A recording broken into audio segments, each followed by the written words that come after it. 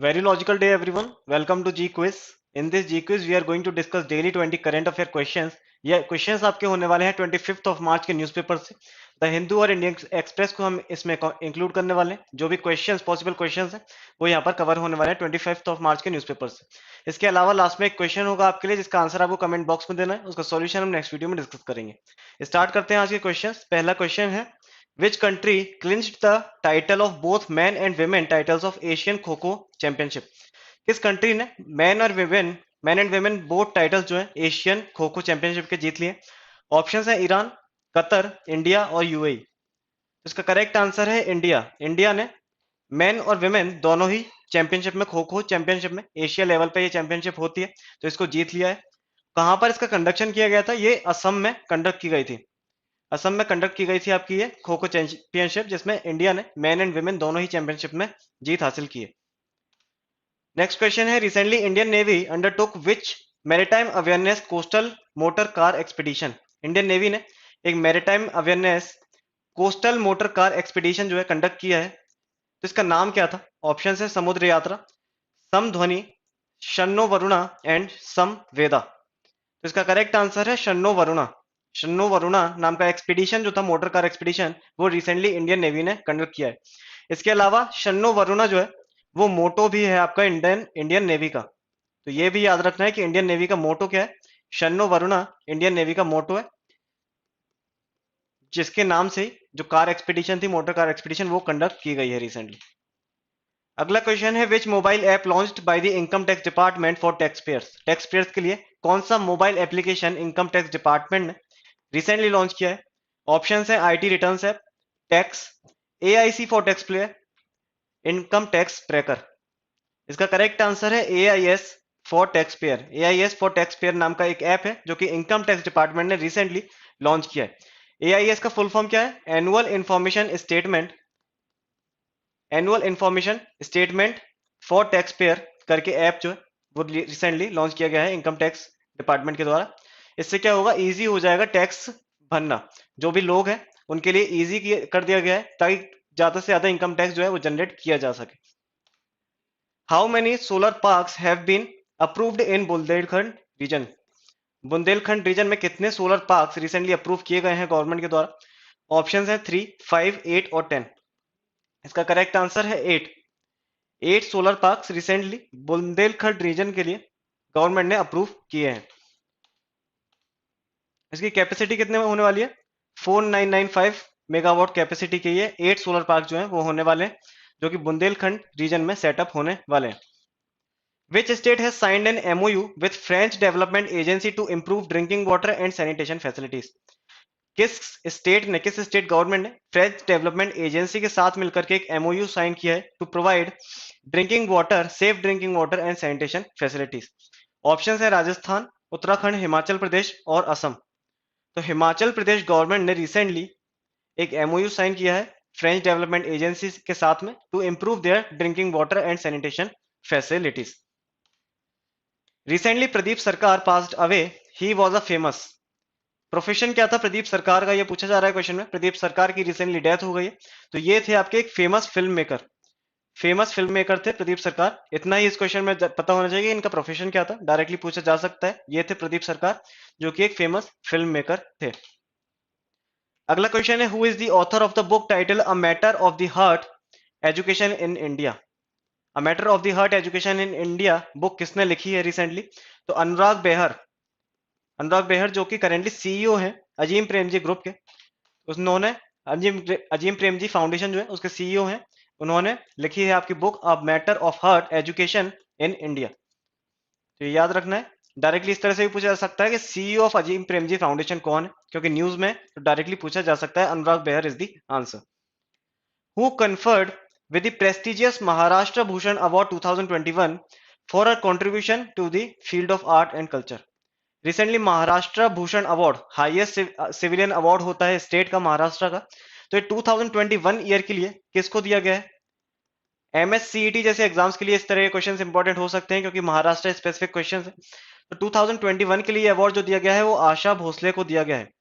आशा भोसले जी को महाराष्ट्र भूषण अवार्ड 2021 दिया गया है। इसके अलावा अप्पा साहेब धर्माधिकारी को 2022 ईयर के लिए महाराष्ट्र भूषण अवार्ड जो है वो दिया गया है। तो ये दोनों ही नाम इंपॉर्टेंट है। आशा भोसले जी को 2021 के लिए महाराष्ट्र भूषण अवार्ड दिया गया है और अप्पा साहेब धर्माधिकारी को 2022 ईयर के लिए ये अवार्ड दिया गया है। A new sports university to be set up in Haldwani town of which state? एक नई स्पोर्ट्स यूनिवर्सिटी सेटअप करने का डिसीजन लिया गया है हल्द्वानी टाउन में। कहां पर ये लोकेटेड है, किस स्टेट में लोकेटेड है? ऑप्शंस हैं उत्तराखंड, हिमाचल प्रदेश, पंजाब और हरियाणा। इसका करेक्ट आंसर है उत्तराखंड। उत्तराखंड में आपके सेटअप होने वाली है स्पोर्ट्स यूनिवर्सिटी, एक नई स्पोर्ट्स यूनिवर्सिटी सेटअप होने वाली है उत्तराखंड में। Government will set a plan headed by finance secretary to improve new pension system. Who is the current finance secretary of India? Government plan कर रही है to set up a panel headed by finance secretary to improve new pension system. New pension system जो है उसके खिलाफ काफी protest जो है वो देखने को मिल रहे हैं। कई स्टेट जो है वो वापस से ओल्ड पेंशन स्कीम को ही लागू कर रहे हैं अपने यहाँ पर। तो इसलिए इसमें कुछ चेंजेस के लिए, इनोवेशंस के लिए एक पैनल सेटअप किया जा रहा है अंडर द फाइनेंस सेक्रेटरी। तो क्वेश्चन ये है कि फाइनेंस सेक्रेटरी है कौन अभी इंडिया के? ऑप्शन है वी अनंत नागेश्वरन, गिरिधर अरमाने, अजय कुमार भल्ला और टीवी सोमनाथन। तो फाइनेंस सेक्रेटरी जो है आपके करेंटली वो है आपके TV Somanathan. TV Somanathan currently finance secretary है इंडिया के। इसके अलावा अदर जो ऑप्शंस हैं वो हैं वी अनंत नागेश्वरन, ये आपके इकोनॉमिक सेक्रेटरी हैं करंट। इकोनॉमिक सेक्रेटरी कौन है? वी अनंत नागेश्वरन। गिरिधर अरमाने ये हैं आपके defence secretary, Giridhar Aramane defence secretary हैं और अजय कुमार भल्ला हैं आपके होम सेक्रेटरी। तो ये कुछ इंपॉर्टेंट सेक्रेटरीट्स के जो सेक्रेटरी हैं वो आपको पता होने चाहिए। फाइनेंस सेक्रेटरी हैं टीवी सोमनाथन, वी अनंत नागेश्वर हैं इकोनॉमिक सेक्रेटरी, गिरिधर अरमाने हैं डिफेंस सेक्रेटरी और अजय कुमार भल्ला हैं home secretary. First PM Mitra park to be established in which state? अभी रिसेंटली हमने देखा था कि पीएम मित्र पार्क के अंडर 7 पार्क्स जो है वो सेटअप होने वाले हैं अलग अलग स्टेट्स में। तो पहला पार्क किस स्टेट में सेटअप होने वाला है? तो तमिलनाडु में आपका पहला पीएम मित्र पार्क जो है वो सेटअप होने वाला है। पीएम मित्र पार्क किसके अंडर सेटअप किए जाने वाले हैं? तो ministry of textile, ministry of textile के अंडर ये जो पार्क्स हैं वो सेटअप होने वाले हैं। करंट मिनिस्टर ऑफ टेक्सटाइल की बात करें तो वो है आपके पीयूष गोयल। पीयूष गोयल आपके current minister of textile industries हैं। नेक्स्ट क्वेश्चन है which ministry signed an agreement of 3000 crore with BEL for procurement of 2 integrated electronic warfare systems? Recently किस मिनिस्ट्री ने बेल के साथ में एक अग्रीमेंट साइन किया है to procure 2 integrated electronic warfare systems? 3000 crore की डील है। तो सबसे पहले जान लेते हैं बेल क्या है। तो बेल है आपका भारत इलेक्ट्रॉनिक्स लिमिटेड।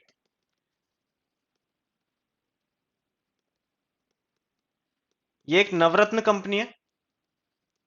नवरत्न, महारत्न, मिनी रत्न के बारे में हम डिस्कस कर चुके हैं। महारत्न कंपनीज जो होती हैं वो टॉप लेवल पीएसयूज होते हैं इंडिया के। उसके बाद आते हैं आपके नवरत्न, उसके बाद आते हैं मिनी रत्न। करेंटली इंडिया में महारत्न कंपनीज है 12, नवरत्न भी 12 है और मिनी रत्न 2 कैटेगरीज में होते हैं, कैटेगरी 1 एंड कैटेगरी 2। तो कैटेगरी 1 में आपके 62 पीएसयूज इसके अंडर आते हैं और कैटेगरी 2 में 12 पीएसयूज इसके अंडर आते हैं। तो ये जो डेटा है ये मोस्ट इंपॉर्टेंट है आपके एग्जाम के लिए। महारत्न कंपनीज हैं 12, नवरत्न है 12, इसके बाद मिनी रत्न की 2 कैटेगरीज है। सब कैटेगराइजेशन 1 में 62 कंपनीज आती हैं, इसके बाद सेकंड कैटेगराइजेशन में 12 कंपनीज आपकी आती हैं। तो ये टोटल डेटा जो है वो आपको पता होना चाहिए। इस क्वेश्चन का आंसर देख लेते हैं। इसका क्वेश्चन का करेक्ट आंसर है डिफेंस मिनिस्ट्री। डिफेंस मिनिस्ट्री जो है उसने एक एमओयू एग्रीमेंट जो है वो साइन किया है बेल के साथ में to procure 2 integrated electronic warfare equipments. Which state government recently launched youth portal and state youth policy? youth portal और state youth policy किस state government ने recently launch किए? तो हमने देखा था 23 मार्च को यूथ पंचायत कंडक्ट की गई थी मध्य प्रदेश में।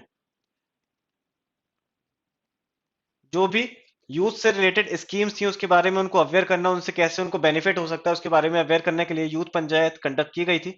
भोपाल में ये कंडक्ट की गई थी। तो मध्य प्रदेश ने ही यूथ पोर्टल और स्टेट यूथ पॉलिसी जो है वो लॉन्च की है अभी रिसेंटली।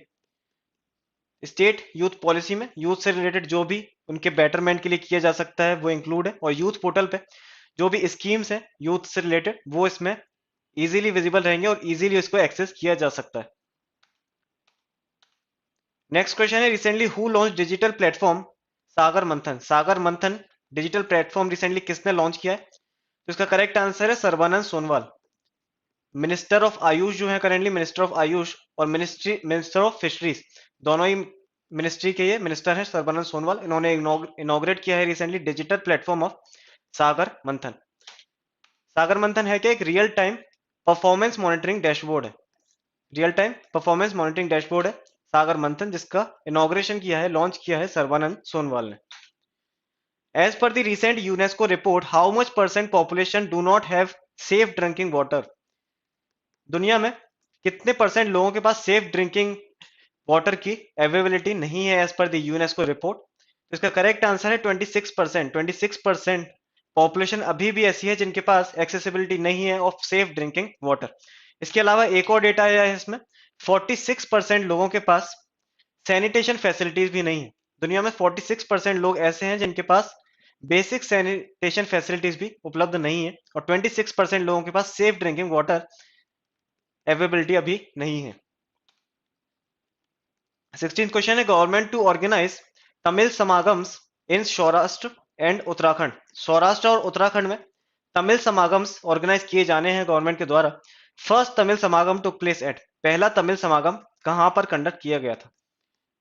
तो पहला तमिल समागम जो था वो वाराणसी में कंडक्ट किया गया था नवंबर 2022 में।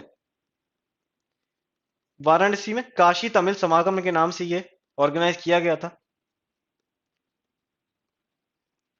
इसका मेन एम क्या था कि नॉर्थ का जो कल्चर है और साउथ का जो कल्चर है उसको साथ में लेके आना। तमिल जो कल्चर है, साउथ इंडियन कल्चर है, उसको नॉर्थ में भी प्रमोट करने के लिए ये समागम जो है कंडक्ट किए जा रहे हैं। और ये सेकंड अब जो होने वाला है आपका, वो होने वाला है अप्रैल 2022 में, जो कि सौराष्ट्र में, गुजरात में कंडक्ट किया जाने वाला है। और थर्ड आपका तमिल समागम होगा केदारनाथ में, केदारनाथ उत्तराखंड में केदारनाथ तमिल समागम कंडक्ट किया जाएगा। तो ये तमिल समागम जो है वो इंपॉर्टेंट, पहला तमिल समागम कहां पर हुआ था ये मोस्ट इंपॉर्टेंट है, वाराणसी में काशी तमिल समागम कंडक्ट किया गया था। Recently which country claimed testing of underwater drone which is able to trigger radioactive tsunami? किस कंट्री ने रिसेंटली क्लेम किया है कि उन्होंने एक अंडर वाटर ड्रोन जो है वो टेस्ट कर लिया है जो कि रेडियो एक्टिव सुनामी ट्रिगर कर सकता है?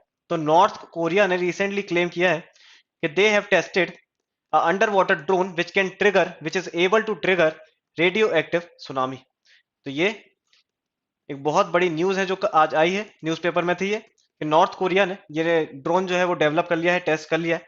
इसका मेन रीजन ही बताया जा रहा है कि जो भी मिलिट्री एक्सरसाइजेज अभी साउथ कोरिया और यूएसए कंडक्ट कर रहा है, उसके कारण नॉर्थ कोरिया ने ये टेस्ट कंडक्ट किया है। Which bank took over Credit Suisse bank after it's failure? Credit Suisse bank अभी देखने को मिला था कि इसका भी फेलियर हो गया है after silicon valley bank and signature bank. USA की सिलिकॉन वैली बैंक और सिग्नेचर बैंक का भी फेलियर देखने को मिला था। इसके बाद क्रेडिट स्विस बैंक जो कि स्विट्जरलैंड की सेकंड लार्जेस्ट बैंक थी, इसका भी फेलियर अभी देखने को मिला है। र्यूमर्स के कारण इस बैंक का फेलियर मोस्टली देखने को मिल रहा है, क्योंकि लोगों का ट्रस्ट जो है वो बैंक्स की तरफ कम हो गया, लोग अपना पैसा मांगने लगे बैंक से, और बैंक्स के पास हमेशा इतनी लिक्विडिटी नहीं होती है कि वो सभी को अपना पैसा दे सके, इसलिए बॉन्ड्स को लो प्राइसेस पर बेचना पड़ता है। इस कारण क्रेडिट स्विस बैंक जो है वो अभी फेलियर की कंडीशन में आ गए। तो इसके बाद किस बैंक ने इसको टेक ओवर किया? तो इसका करेक्ट आंसर है union bank of Switzerland. Union bank of Switzerland जो कि स्विट्जरलैंड की टॉप बैंक है, फर्स्ट पोजीशन रखती है ये बैंक, इसने टेक ओवर कर लिया है आपका क्रेडिट स्विस बैंक को इन 3.2 बिलियन डॉलर। 3.2 बिलियन डॉलर के अमाउंट में यूबीएस ने क्रेडिट स्विस बैंक को टेक ओवर कर लिया है। ओरिजिनली यदि कॉस्ट की बात करें तो कॉस्ट है currently 8 billion dollar. 8 billion dollar cost रखता है Credit Suisse bank, but conditions ऐसी हैं कि 3.2 बिलियन डॉलर में ही इसको टेक ओवर कर लिया गया है यूबीएस के द्वारा। इससे रिलेटेड एक और क्वेश्चन है, Credit Suisse bank was second largest bank of Switzerland after UBS. It was established in which year? किस ईयर में एस्टैब्लिश हुई थी Credit Suisse bank? Credit Suisse bank जो है 1856 में एस्टैब्लिश की गई थी। 166 ईयर ओल्ड बैंक है, ये काफी पुराना बैंक है क्रेडिट स्विस बैंक। 1856 में इसका एस्टेब्लिशमेंट किया था। इसका हेडक्वार्टर है स्विट्जरलैंड की जो बिगेस्ट सिटी है ज्यूरिक, ज्यूरिक में हेडक्वार्टर है। क्रेडिट स्विस बैंक का। तो ये इंपॉर्टेंट बैंक है। एसवीबी के बारे में भी हम बात कर चुके हैं, एसवीबी के बारे में आपको पता होना चाहिए। और Credit Suisse bank recently news में है, तो इसके बारे में भी बेसिक डेटा जो है वो पता होना चाहिए। लास्ट क्वेश्चन है, project tiger will complete it's 50 years this year. Project tiger जो कि 1973 में आया था, इस साल अपने 50 साल कंप्लीट कर रहा है। India will translocate few tigers to which country. India से कुछ टाइगर जो है वो ट्रांसलोकेट किए जाएंगे, किस कंट्री को इंडिया ये टाइगर देने वाला है? तो इसका करेक्ट आंसर है कंबोडिया। कंबोडिया को इंडिया कुछ टाइगर्स देने वाला है, क्योंकि कंबोडिया में एक्सटिंक्ट हो गए थे tiger in the year 2007। Last time Cambodia में 2007 में टाइगर देखने को मिला था, इसके बाद यहाँ पर टाइगर्स एक्सटिंक्ट हो गए थे। तो इंडिया इसमें हेल्प करने वाला है कंबोडिया की, इंडिया देने वाला है कुछ टाइगर्स कंबोडिया को। रिसेंटली हमने देखा था कि चीता भी इंडिया ने, चीता एक्सटिंक्ट हो गए थे 1952 में इंडिया से, तो अभी इंडिया ने रिसेंटली नामीबिया और साउथ अफ्रीका से चीता मंगाए हैं। इसी तरह से इंडिया भी कंबोडिया को कुछ टाइगर जो है वो भेजने वाला है। कल का क्वेश्चन था, which countries parliament passed a bill imposing death penalty for homosexuality. तो युगांडा ने ये बिल पास किया है regarding the death penalty for homosexuality. कल के लिए क्वेश्चन है, which country has recently become the official member of NDB. NDB का ऑफिशियल मेंबर कौन बन गया? ऑप्शन है अर्जेंटीना, यूएसए, कनाडा और इजिप्ट। इसका आंसर आपको कमेंट बॉक्स में देना है, इसका सॉल्यूशन हम नेक्स्ट वीडियो में डिस्कस करेंगे। मिलते हैं कल कुछ नए क्वेश्चंस के साथ में, तब तक पढ़ते रहिए। Enjoy your studies and stay tuned with विदिक।